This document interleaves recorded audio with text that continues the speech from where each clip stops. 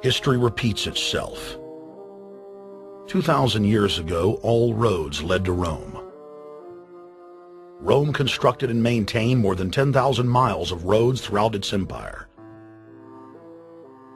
The roads were used to project Roman military power, to control commerce, and to bind the nations and peoples they ruled.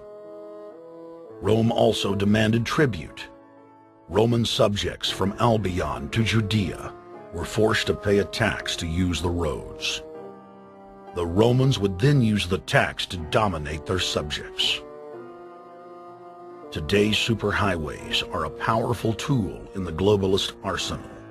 They are instrumental in tearing down national borders and merging nation-states into larger confederations.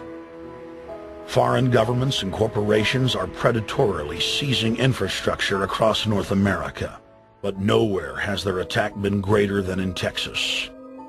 Texas is the front line. Over 8,000 miles of existing roads and land are being handed over to government-backed foreign companies.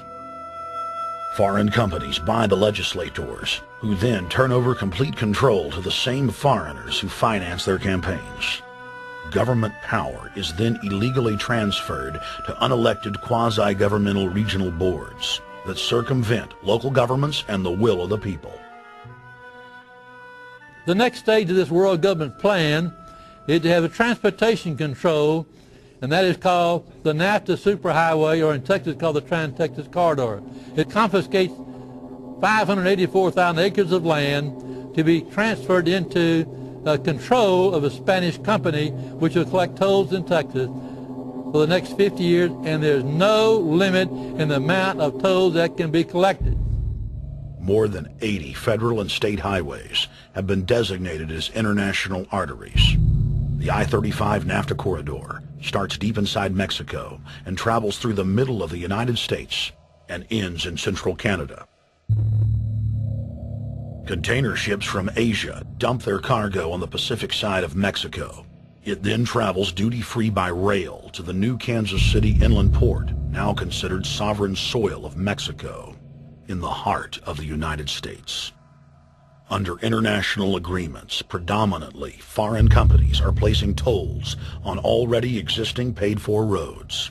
Federal, state, and corporate documents show that they will then use the revenue raised to build up the transportation infrastructure of Mexico, not the United States or Canada, so foreign-made products can pour in even faster from Mexico.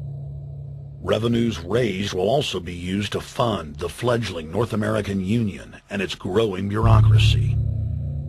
Bottom line, they're using our own money to enslave us.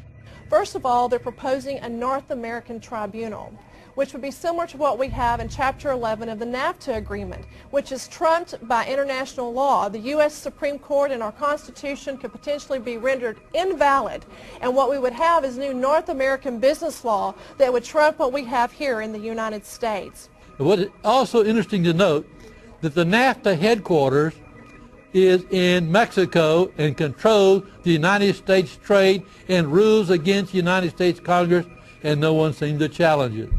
It's very probable and probably inevitable that our right to bear arms would be challenged in a North American court. So this is just an example of what's happening and what's being proposed.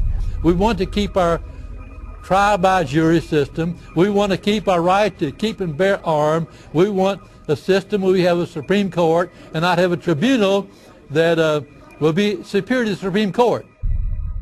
In 2005, Cintra, a Spanish-owned company, signed a secret agreement with the Texas Department of Transportation to erect toll roads on existing roads and to toll new roads that were completely paid for by tax dollars. There are people, believe it or not, in Texas who don't know what the Trans-Texas Corridor is. Right. TTC 69, which they'll have the environmental hearing starting this spring on, runs through my part of the state. And there are people over there who have no idea what's fixing to come in their backyard. TxDOT, an unelected state agency, claimed that the agreement with the foreign company was even secret from the Texas legislature. When the truth came out, newspapers across the state called for heads to roll politically. Cintra's response was to have its Australian subsidiary make its first U.S. newspaper buy. Every newspaper they bought was along branches of the Trans-Texas Corridor and had been critical of the toll road plan. The cost of 40 or 50 newspapers is nothing compared to the profits that'll be made. Just Phase 1 alone of the state toll road plan is estimated to raise more than $200 billion in just the first 15 years. And Texas is only a small part of the global panorama.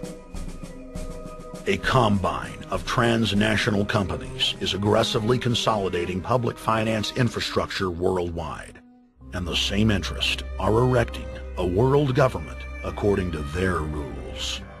A literal wonderland of corporate corruption, where governments simply act as vacuum cleaners, sucking up the wealth and resources of the middle class and transferring it to offshore bank accounts, leaving behind a cultural and economic wasteland of easily managed slaves.